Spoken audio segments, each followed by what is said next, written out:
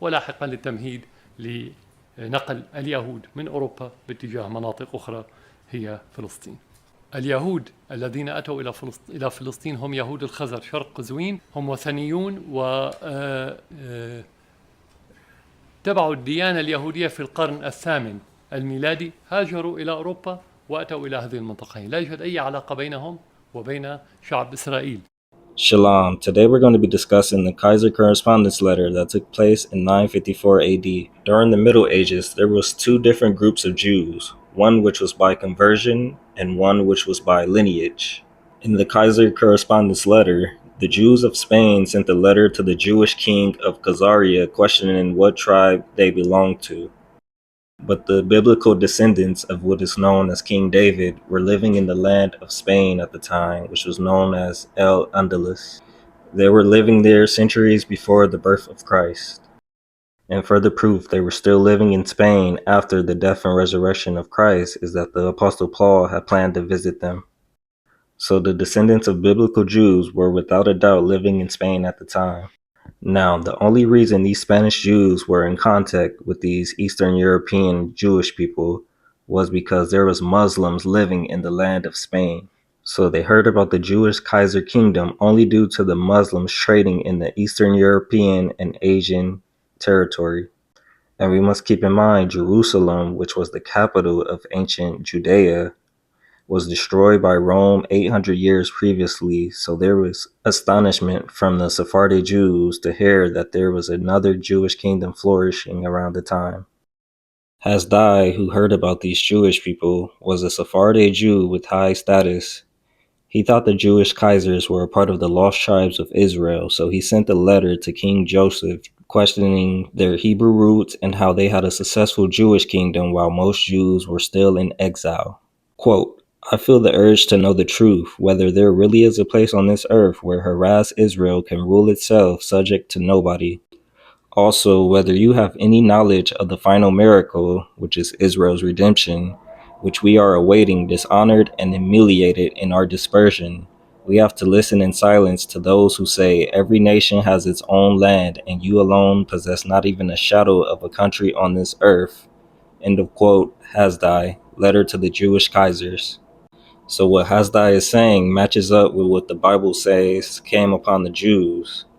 The original inhabitants of ancient Israel were displaced and forced into exile according to the Bible. The first to go into exile was the northern kingdom of Israel, and the last was the kingdom of Judah in the south. But in the New Testament, there were still Jews living in the land of Judah, which means their exile took place after 70 AD when the Romans destroyed the Temple of Jerusalem. The surrounding native populations around Israel took over the land after the exile of both kingdoms. And Israelites going into exile is a common theme of the Old Testament, and if you read it, you'll know that they was always redeemed by God in the end. Ezekiel 36 verse 24 says, For I will take you from among the heathen and gather you out of all countries and will bring you back into your own land. So the Sephardi Jew Hasdai's line of questioning to the Khazarian Jews falls in line with what the Bible says about the Hebrew exiles. They were kicked out of their own homeland, living in exile, humiliated, awaiting the final miracle from their God Yahuwah to restore them to their own land. So Hasdai is saying that there was a Jewish kingdom still prospering despite the curses of Deuteronomy 28 coming upon the Jews, left him with many questions to the king of this Jewish empire,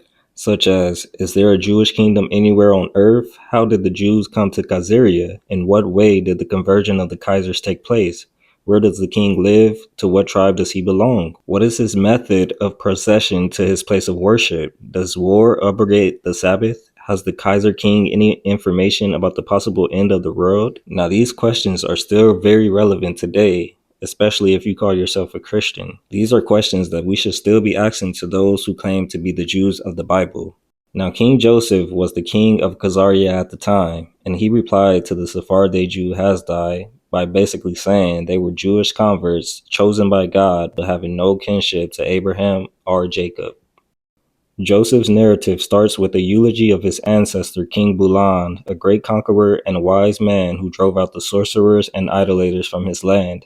Subsequently, an angel appeared to King Bulan in his dreams, exhorting him to worship the only true God and promising that in exchange he would bless and multiply Bulan's offspring and deliver his enemies into his hands and make his kingdom last to the end of the world. This, of course, is inspired by the story of the covenant in Genesis, and it implies that the Khazars too claim the status of a chosen race who made their own covenant with the Most High, even though they were not descendants from Abraham's seed. Joseph's letter continues by relating how the angel appeared once more to the dreaming king and bade him to build a place of worship in which the Lord may dwell.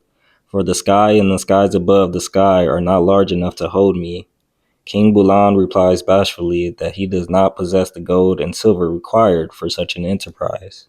He says, although it is my duty and desire to carry it out. The angel reassures him all Bulan has to do is to lead his armies into Darelia and Ardibila in Armenia, where treasure of silver and treasure of gold are awaiting him. This fits in with Bulan's raid preceding the conversion and also with the Arab sources, according to which the Khazars at one time controlled silver and gold mines in the Caucasus.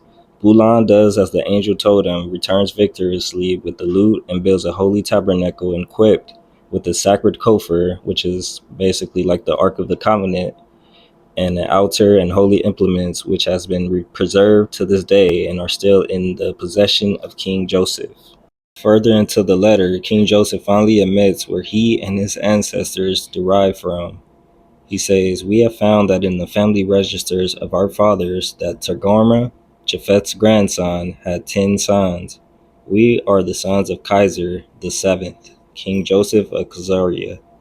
Now this can be found in the book called The 13th Tribe by Arthur Koestler, and you can also find the Khazar Correspondence letter online. But based off of this letter, you can see that the Jewish people of Khazaria, Eastern Europe, have nothing to do with the biblical descendants of the Bible.